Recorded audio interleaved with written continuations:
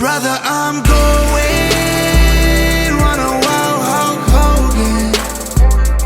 If all I get's a moment, I'll make sure it's an explosion. Cause lately I've been seeing stars, trying to kick out on this joke cord. But it's no holds barred, middle fingers like I'm Stone Cold.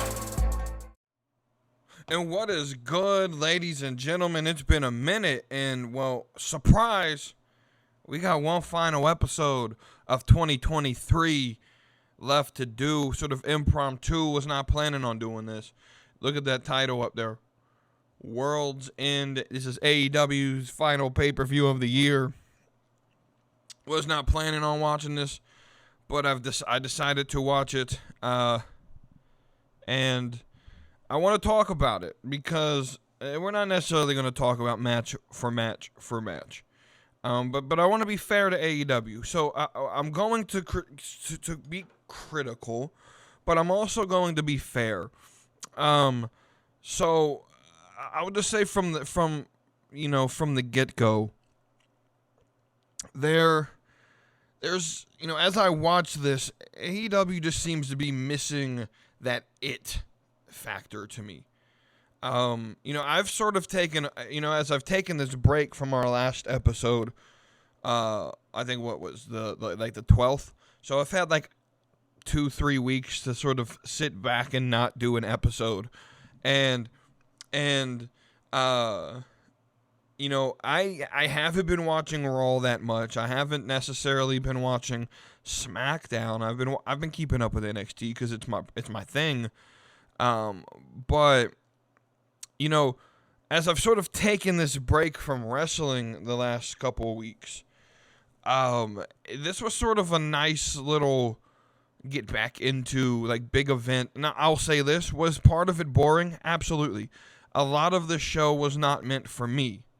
But I think if you come in to watch AEW and understand that a lot of the show may not be for the more casual audience, but it also just feels like, the AEW's just missing that it factor. It still feels, junior varsity, right? It still feels super independent. And that's fine. But that's a very niche area to put itself in. And what I'm talking about is, it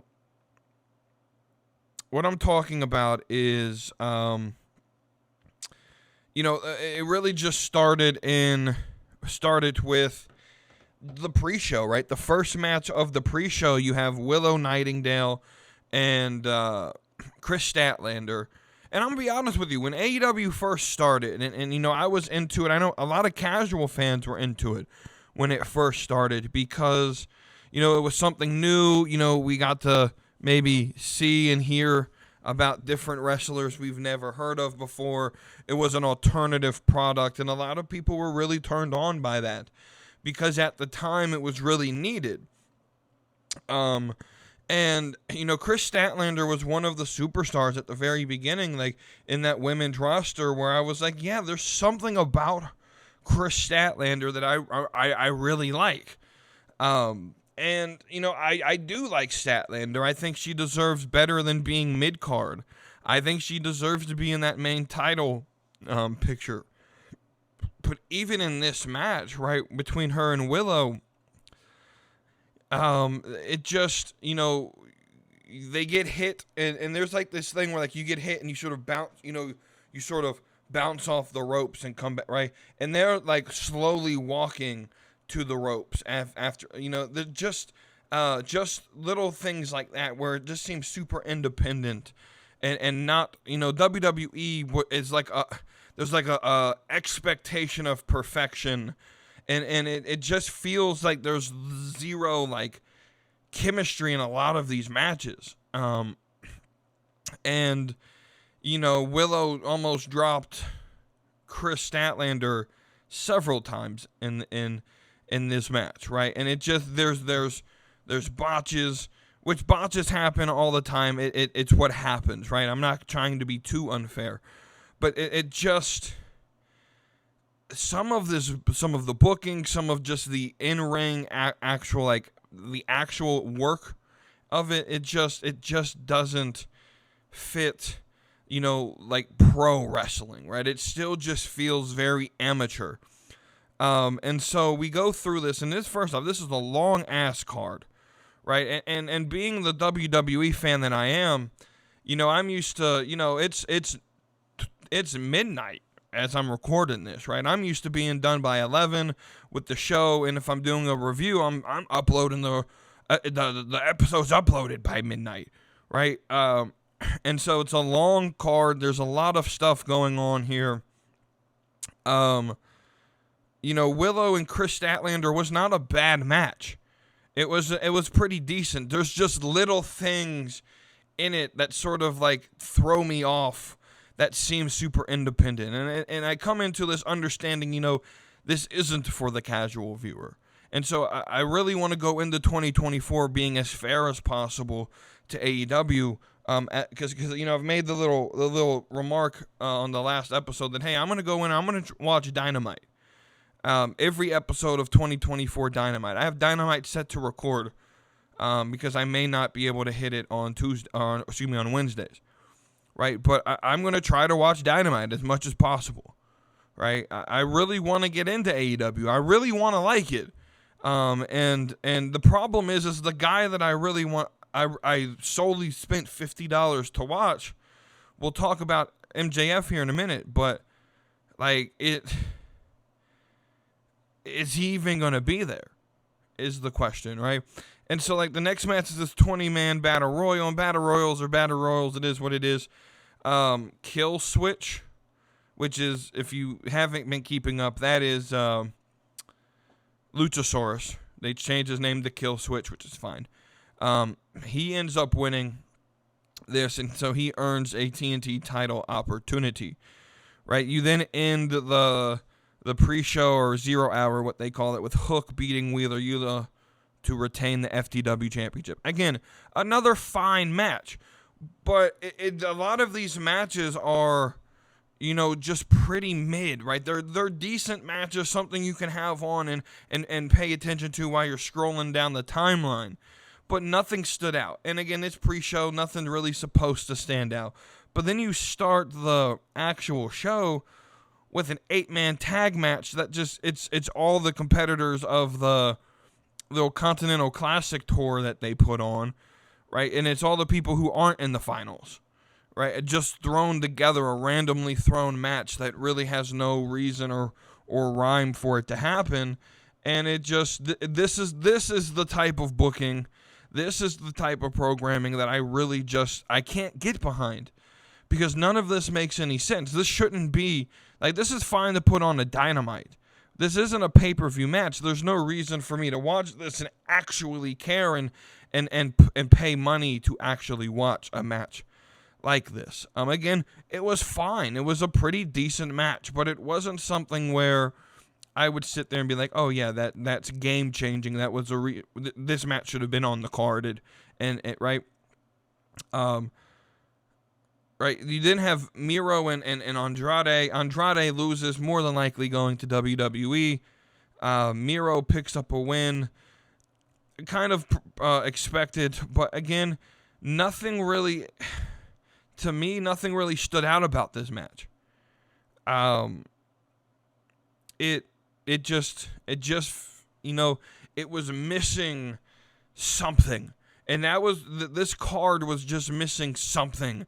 And AEW, my sort of reaction to it every time I turn it on is it's just missing something. And I can't quite put my finger on what that something is, but it is missing something, right?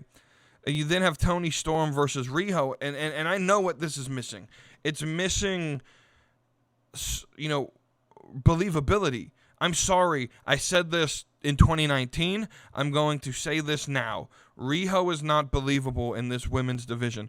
Toni Storm's pretty small compared to other women on the roster, but she makes Riho look fucking tiny.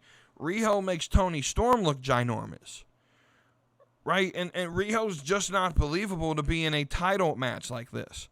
So, I mean, Toni Storm did win and did retain, but you lose a lot of believability in the opponent when she's as small as Riho is. It also would help if I get people like Toni Storm's gimmick. It would help if I think it's ass. I think it's a very bad gimmick. And it's something that I would not pay to watch repeatedly, right? Yeah, I really could care less about this match, to be honest. You have Swerve versus Dustin Rhodes. Keith Lee apparently is injured and couldn't fight. This actually was pretty interesting because there was a moment where I thought maybe Dustin Rhodes would end up winning this. For what it was a decent match, right? But the problem is you turn Swerve into like the superstar, and then you put him against Keith Lee turned into Dustin Rhodes, right? You put them. They're not pushing Swerve the way Swerve needs to be pushed, right?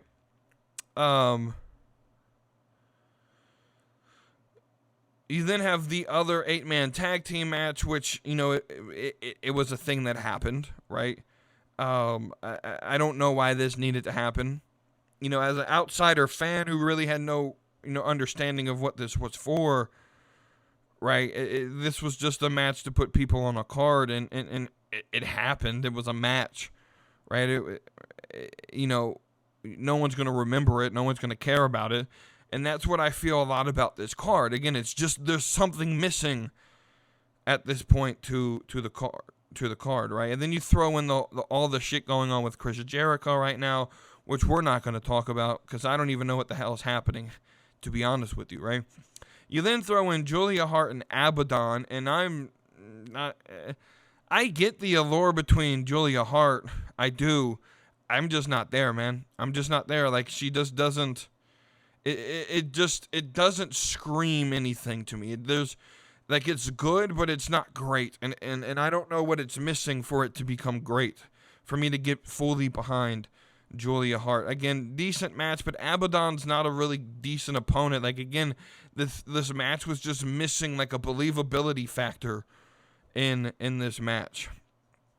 You moved to Christian Cage and Adam Copeland. And the match was okay. Really, really good match considering the age of both opponents and both competitors. Like, it was a very, very good match. It was fun, but the booking just made no sense, right? You have Adam Copeland win the TNT Championship. You knew when this happened that Kill Switch was going to show up. And when he did, right, I wasn't quite certain that, it's an actual contract he could cash in. And he was going to cash it in, and then Christian sort of like convinced him to surrender it back to Christian, who then signed the contract and cashed it in and won back the TNT Championship. And none of this made any fucking sense at all. None of it made sense at all, right? And so now I'm, as an as a WWE fan, who's more casual, who comes to watch this. And I see this, and I'm confused, and it doesn't really necessarily make me want to tune in on Wednesday. I'm going to, because I made a promise to say I'm going to watch every episode of 2024, but it doesn't make me really want to watch on Wednesday. And so it's an interesting way for this to interesting way for this to progress. I don't understand it. As we move forward, going into the new year, I'm sort of caught up, I guess, on the show, and I can sort of watch on Wednesday and sort of, watch the programming as it progresses towards Revolution. This booking is just, it was confusing to me. You then move up the card to Eddie Kingston and Moxley, and this I knew this was going to do this to me. It took all the energy out of the sales to me. It was super booked for the Japan audience, which is not me. This was the complete opposite of everything that I liked. And was it a good match? I'm sure it was, if you like the Japanese style. but I don't like the Japanese style, and so it took all the wind out of the sail of what could have been a decent, at the point it was like a, like a B minus C plus show, and then you put on this match right here between Kingston and Moxley, and you lose some points to me because I'm just not interested in it.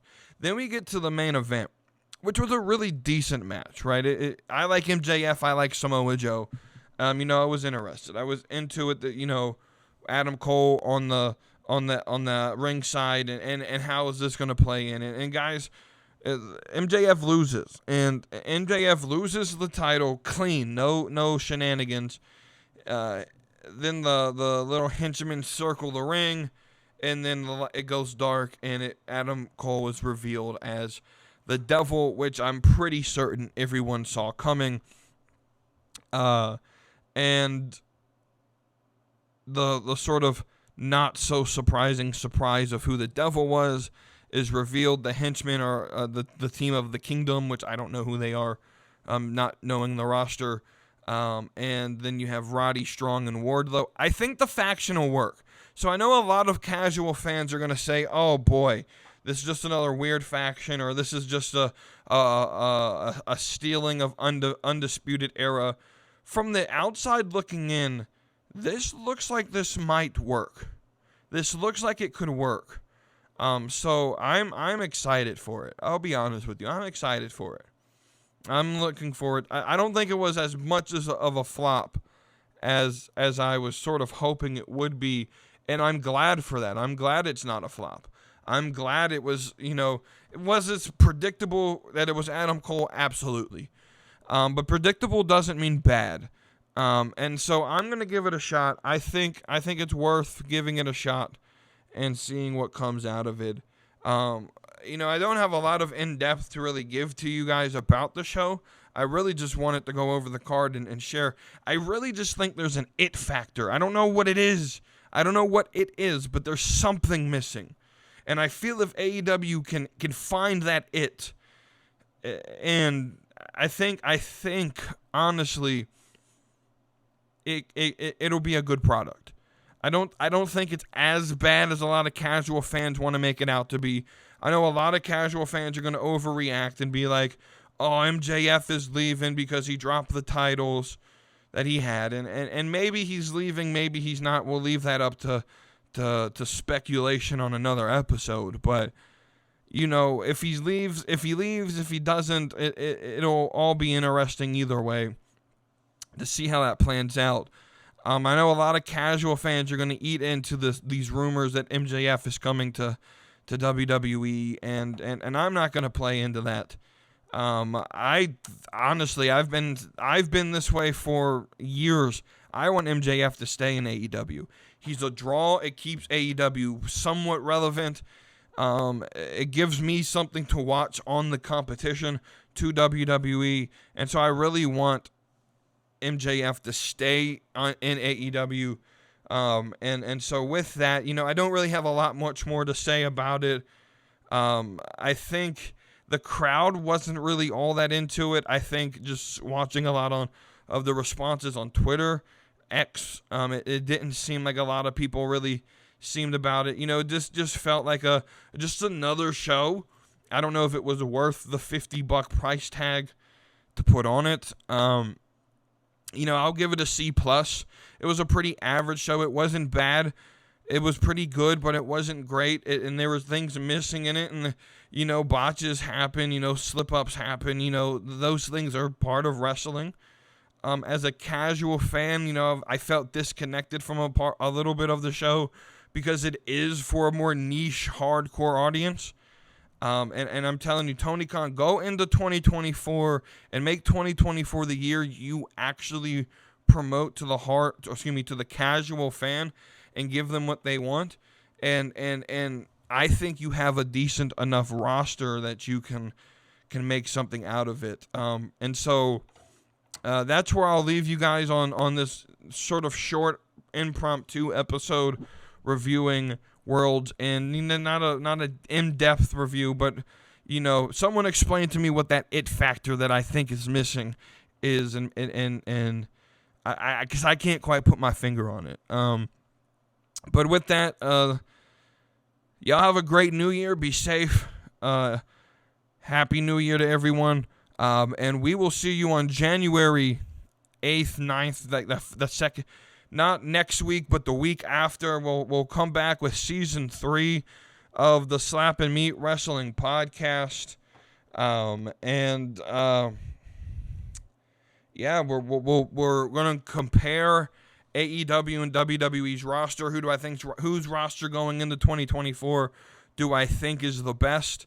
We'll then do things that I'm looking forward to in 2024, and you know, maybe things that I want to happen that may not happen, type things like that, right? Sort of like fantasy booking type things. But until then, keep you waiting for that.